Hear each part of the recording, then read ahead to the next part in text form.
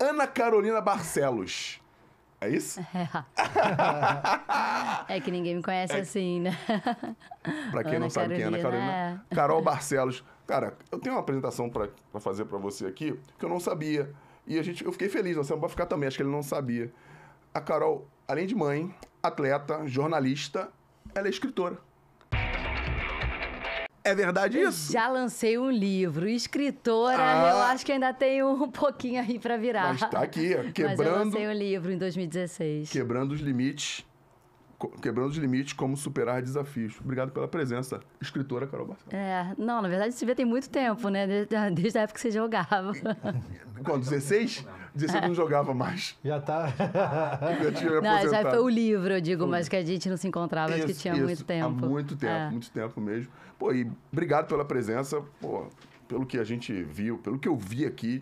Cara, tem muita coisa legal pra contar pra essa galera que às vezes sabe mais da superficialidade de tudo que acontece na TV, mas não é mais profundo, né? De como é pra chegar, como é se preparar, como as coisas acontecem antes daquilo tudo aparecer. E a galera te vê sofrendo, passando perrengue, né? Tem tempo também, né? Porque acho que as pessoas ficam com a lembrança da época do Planeta Extremo, que pra mim é uma lembrança super forte, né? Porque foi um programa que foi muito especial fazer. Mas quando eu faço a conta, assim, já tem 10 anos, né? Ou 8 anos, na verdade, que a gente fez a última temporada do programa.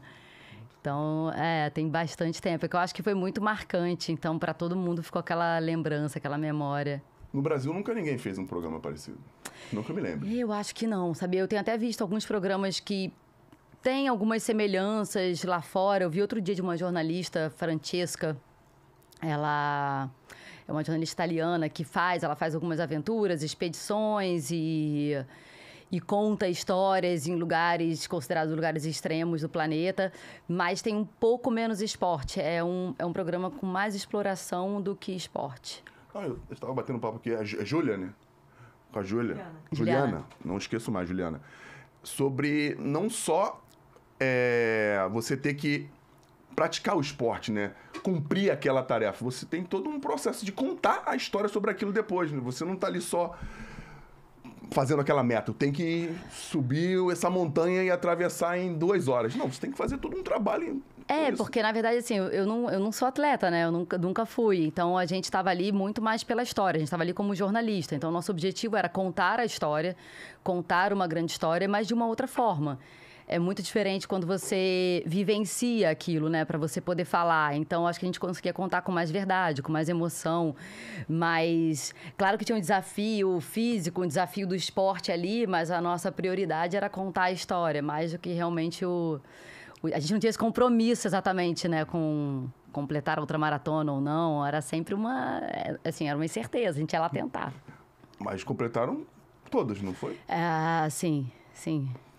Porque já tá ali no desafio, a adrenalina sobe, né? O nível de competição. E o legal é que eram sempre vocês dois, né? Nós éramos uma dupla, eu e o Cleiton Conservani, a gente fazia uma dupla.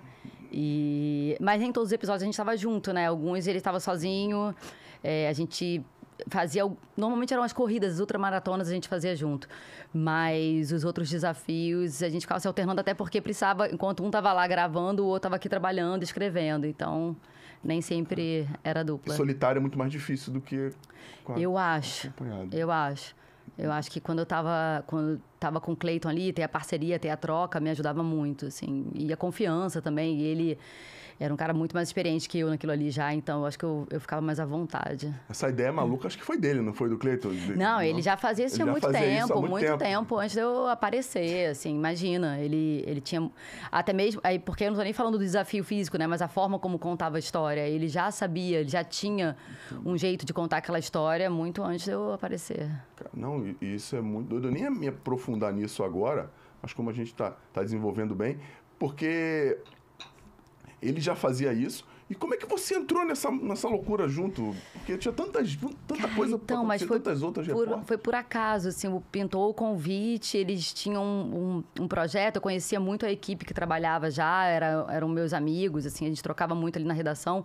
E aí eles me convidaram para fazer um projeto que não era exatamente já naquela intensidade, eram reportagens um pouco mais tranquilas. E eu fiz, e aí foi legal, deu certo. E eles falaram, ó, o programa agora vai crescer, a gente vai aumentar a equipe e tal. E a gente queria convidar você para fazer parte. E foi, acho que, o projeto mais legal que eu já fiz, assim. Foi um presente mesmo. É mesmo? Que apareceu por acaso. Foi por acaso, mas foi muito bom. E você teve no Nepal, né? Que eles estavam falando. Eu tive no Nepal. E qual é a recordação que te deixa de lá? Cara, o Nepal... Eu fui ao Nepal, a gente foi gravar uma reportagem, gravar um programa lá. Mas... A gente estava lá e aconteceu um terremoto. Então... Ele não sabia da história. Não sabia da história. Aconteceu um terremoto e aí a história mudou ali completamente. A gente foi para fazer uma reportagem de esporte e acabou cobrindo uma tragédia, né?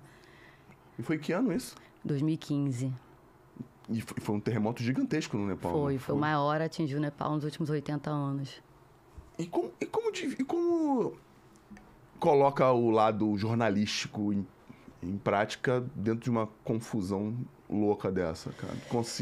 Eu lembro na televisão, vocês entraram, não sei se foi ao vivo, mas uma gravação de tudo que estava acontecendo lá.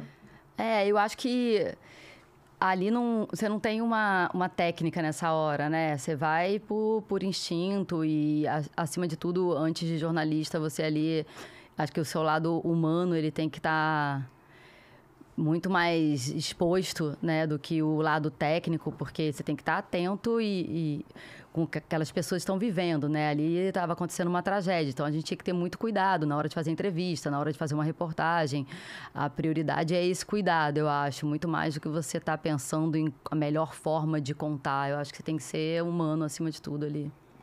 E você passou por dificuldade na hora que o terremoto, você estava correndo, estava na rua? Onde é que você estava? A gente estava na estrada, e aí, na hora, a gente estava na estrada e foi uma correria, a gente demorou a entender o que estava acontecendo, a gente nunca tinha passado por um terremoto. E aí, quando a gente viu o que tinha acontecido, a gente falou, caramba, e aí, obviamente, mudou tudo, né? Porque ninguém tinha ido preparado para isso, a gente não estava lá para fazer uma cobertura dessa, sabe? A gente estava lá para gravar mais um episódio, para falar de esporte. E aí mudou tudo, né? Mudou nossa programação toda e a gente acabou passando muito... A ideia de vocês anteriormente era ir até o Everest? Não. A gente ia gravar uma outra reportagem que a gente gravou. Não era. Lá foram das abelhas? Era, dos caçadores de mel. Alucinógeno. Que é lá em cima.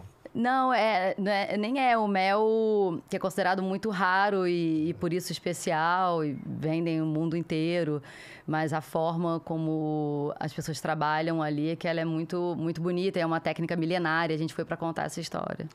E eu vi que vocês têm que fazer uma escalada para pegar o... Era um rapel. Era um rapel.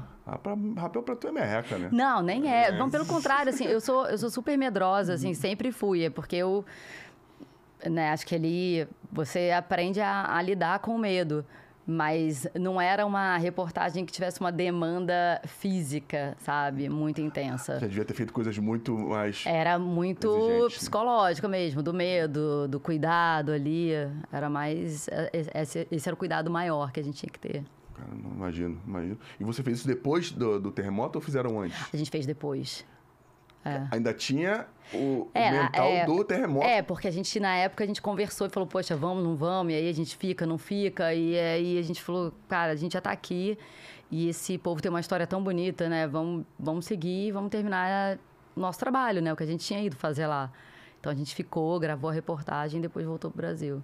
Cara, que louco. Eu quero falar sobre essa parada depois, porque as aventuras que vocês fizeram são umas coisas surreais. Tu deve ter imagens, né, guardadas na sua cabeça de cenários maravilhosos, assim, tanto na neve quanto no deserto. Enfim, vou falar isso depois, porque, deve ser muito louco, maluco. Deve ser punk, mas a recompensa acho que é muito maior do que o esforço. Né? Eu acho que tem lugares que você só vê se for assim, sabe? E um contato com a natureza que é muito diferente, que a gente só consegue se for desse jeito. Cara, muito, muito louco.